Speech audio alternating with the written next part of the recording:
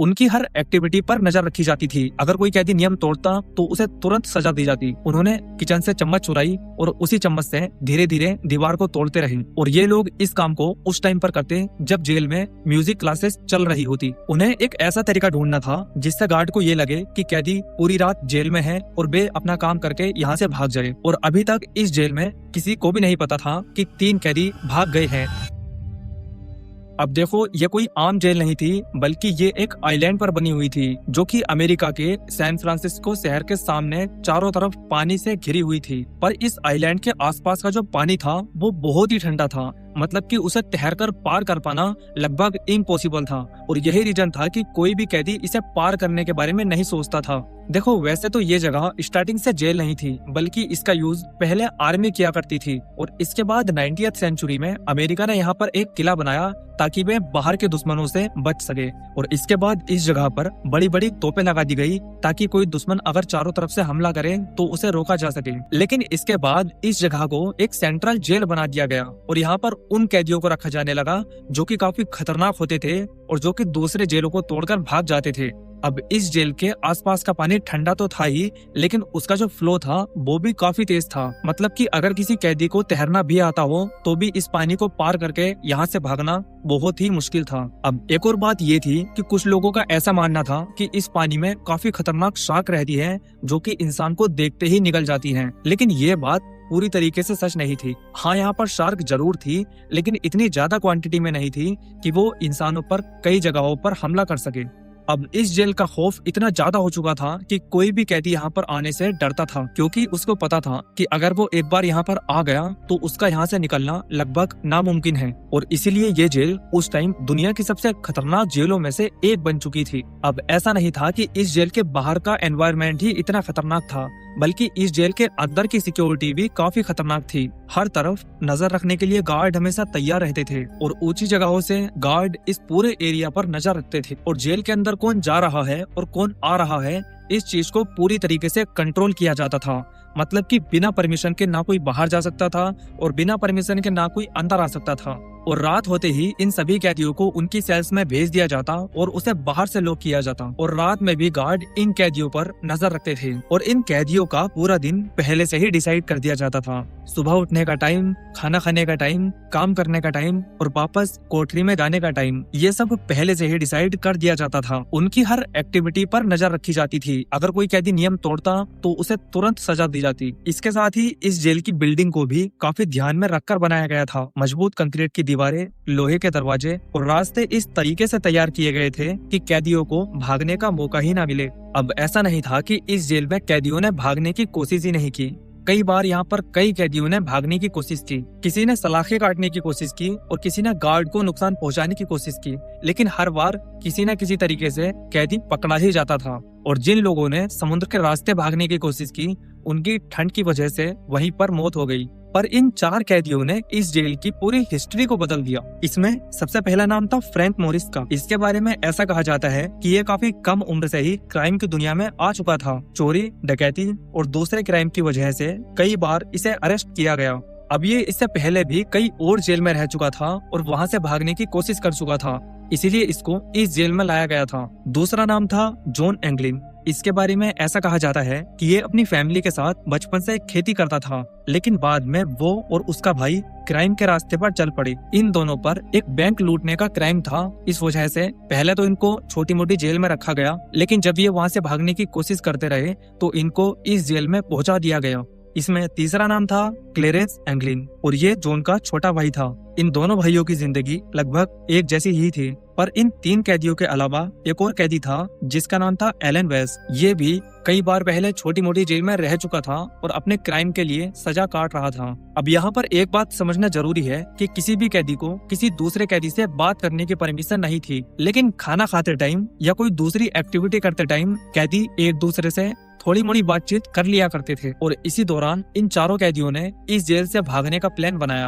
Frank Morris लगातार इस jail की बनावट को समझ रहा था। एंगलिन और उसका भाई हर छोटी मोटी चीज पर ध्यान देता। इसके साथ ही एलन वेस्ट भी इस प्लानिंग का काफी बड़ा हिस्सा बन चुका था। अब उन्हें इस बात का पता था कि इस जेल से भागना बहुत ही मुश्किल है, लेकिन फिर भी उन्होंने ये ट्राई करने का सोचा। अब ये जो फ्रैंक मोरिस था, इसने अपनी कोठरी के हर कोने को बहुत ही ध्यान से देखना शुरू किया। वो सिर्फ सामने लगी इन सलाखों को नहीं देखता, बल्कि दीवारों, हवा आने जाने के वेंटिलेटर्स और हर छोटे हिस्से पर नजर रखता। और तभी उसकी नजर सेल के दीवार के एक पार्ट पर पड़ी। दरअसल उस जगह की जो कंक्रीट थी वो पानी की नमी से धीरे धीरे कमजोर हो चुकी थी। और यहीं से इनके दिमाग में ये चीज आई कि अगर इस दीवार को थोड़ा थोड़ा तोड़ के यहाँ से निकला जा सके तो वे एक दूसरे कंपार्टमेंट में पहुंच जाएंगे, जहाँ से वे ड्रेनेज पाइप के सहारे होते हुए ऊपर पहुंच जाएंगे और वहाँ से भाग निकलने का रास्ता आसानी से मिल सकता है। लेकिन अब यहाँ पर प्रॉब्लम ये थी कि उनके पास ऐसा कोई टूल नहीं था जिससे दीवार को तोड़ा जा सके। पर इसके बाद उनके दिमाग में एक आइडिया आता है। उन्होंने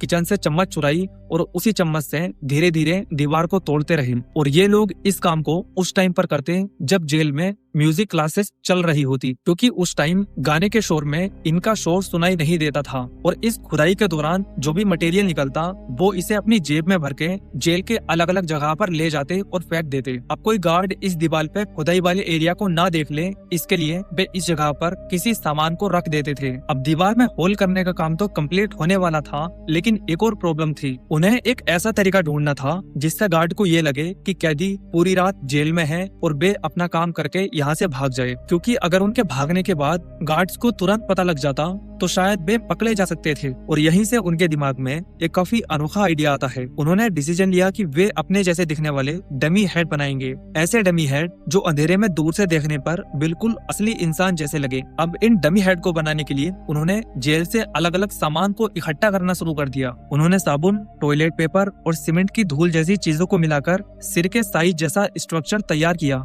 इसके बाद इस डमी हेड पे कलर किया गया ताकि चेहरा असली इंसान जैसा दिखाई दे। आंखें, नाक, होठ और चेहरे की दूसरी छोटी छोटी चीजें जितनी हो सके उतनी डिटेल से बना दी गई। लेकिन इस डमी हेड को बनाने के लिए इतना ही काफी नहीं था। इसके लिए सबसे जरूरी चीज थी बाल, क्योंकि जब गार्ड दूर से इस चीज को देखेंगे तो उन्हें सबसे बड़ी चीज सिर्फ बाल दिखाई देंगे। और इसीलिए इन कैदियों ने जेल से बाल इकट्ठा करना शुरू किए। जेल में जहाँ जहाँ पर बाल काटे जाते थे, ये कैदी वहाँ से थोड़े थोड़े बाल लाकर इन डमी पर लगा देते थे। अब इसके बाद आखिरकार वो दिन आ गया जब ये तीनों सर तैयार हो चुके थे। अब इसके बाद इन कैदियों ने बिस्तर को अच्छे तरीके से तैयार किया, मतलब कि जिस तरीके से वे सोते थे, और बिस्तर के ऊपर इन डमी हेड्स को लगा दिया गया। और दूर से देखने पर ये बिल्कुल ऐसे लग रहे थे कि जैसा वे कैदी सो रहे हों। और इन कैदियों ने भागने के लिए रात का टाइम चुना, क्योंकि रात का अंधेरा भागने के लिए इन कैदियों के लिए सबसे बेस्ट था। अब एक और बात ये है कि उन्होंने एक और चीज की प्लानिंग बना रखी थी। उन्होंने सोचा कि अगर वे इस जेल की बिल्डिंग से बाहर निकल भी गए तो समुद्र के ठंडे पानी को पार करना इम्पॉसिबल है। और इसके लिए उनका प्लान ये था कि ये लोग इस समुद्र को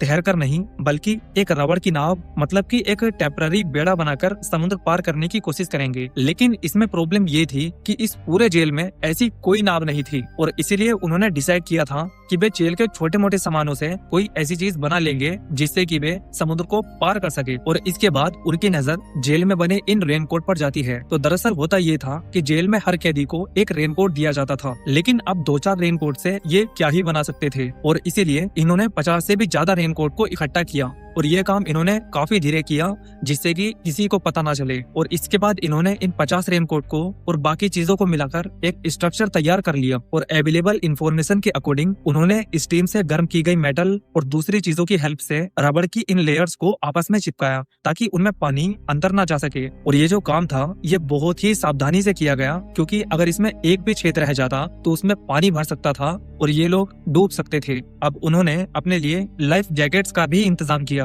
क्योंकि उन्हें इस चीज का पता था कि समुद्र के पानी का जो फ्लो है वो काफी तेज है और अगर किसी वजह से नाव में कोई प्रॉब्लम आ जाती है तो ये लाइफ जैकेट उनकी जान बचा सकती है। अब जैसे जैसे टाइम गुजर रहा था उनके अंदर का जो कॉन्फिडेंस था वो भी ज्यादा हो रहा था, क्योंकि उनके पास जो रिसोर्सेज थे उनकी संख्या धीरे धीरे बढ़ती जा रही थी। अब आखिरकार वो रात आ जाती है जिसका इंतजार ये चारों कैदी कई महीनों से कर रहे थे। अब जिस रात ये भागने की प्लानिंग कर रहे थे वो रात काफी शांत थी। सभी गार्ड्स अपनी ड्यूटी कर रहे थे और जेल में सभी चीजें एकदम नॉर्मल थी। अब जैसे ही रात हुई, इन्होंने अपनी प्लानिंग पर काम करना शुरू कर दिया। सबसे पहले उन्होंने अपने बिस्तर पर इन डमीज को सही तरीके से सेट कर दिया, जिससे कि जब गार्ड्स बाहर से देखे तो उन्हें सब कुछ नॉर्मल लगे। अब इसके बाद ये लोग अपनी अपनी कोठरियों में दीवार में बने इस होल से निकलने की कोशिश करने लगे। अब इनमें से 3 कैदी तो निकल जाते हैं, लेकिन ये जो एलन वेस्ट था, इसके साथ एक प्रॉब्लम हो जाती है। अब इसकी दीवार का जो ये होल था, ये इतना बड़ा नहीं था। इसने काफी कोशिश की, लेकिन ये निकल नहीं पाया।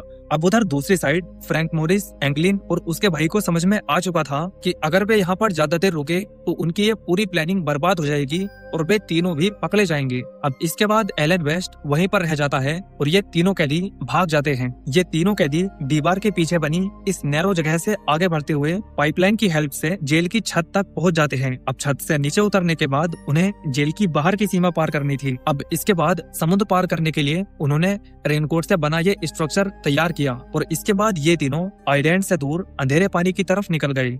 और अगले दिन जब जेल में सुबह हुई तो गार्ड अपनी डेली लाइफ की तरह अपनी ड्यूटी कर रहे थे और अभी तक इस जेल में किसी को भी नहीं पता था कि 3 कैदी भाग गए हैं। अब एक गार्ड सबसे पहले फ्रैंक मोरिस की सेल के सामने पहुंचता है। अब दूर से देखने पर तो सब कुछ नॉर्मल लग रहा था, लेकिन वो जैसे ही सेल के अंदर जाता है वो देखकर हैरान रह जाता है। और इसके बाद उसने और भी सेल्स को चेक किया और देखा कि 2 और सेल में ऐसी ही फेक डमीज रखी थी। अब जैसे ही ये बात ऑफिशियल्स को पता चली तो उन्होंने जेल में अलर्ट का सायरन बजा दिया और जेल को पूरी तरीके से सील कर दिया गया। किसी भी एम्प्लॉई या किसी भी कैदी को अंदर या बाहर जाने की परमिशन नहीं दी गई। सभी गार्ड्स को अलर्ट कर दिया गया और आसपास के एरिया में छानबीन करना शुरू कर दिया गया। ऑफिशियल्स ने सबसे पहले उन तीनों की सेल की इन्वेस्टिगेशन की और तब उन्होंने दीवार में बने इन होल्स को देखा। इसके बाद जब इन्वेस्टिगेशन को आगे बढ़ाया गया तो ऑफिशियल्स को दीवार के पीछे छुपी हुई जगह भी मिली जहां महीनों से तैयारी की जा रही थी। वहां पर उन्हें अलग अलग सामान, औजार और कई ऐसी चीजें मिली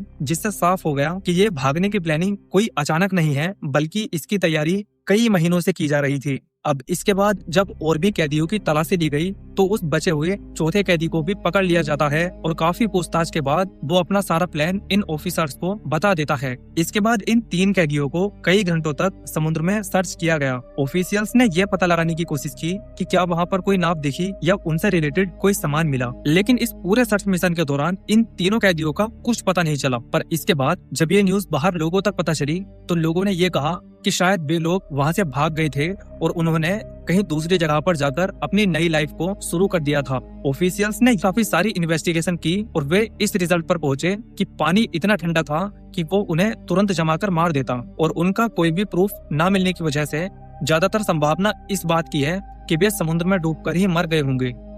तो उम्मीद करता हूँ कि आपको ये वीडियो पसंद आया होगा। अगर आप ऐसी और वीडियो देखना चाहते हैं तो इस वीडियो को लाइक करके चैनल को सब्सक्राइब कर लेना।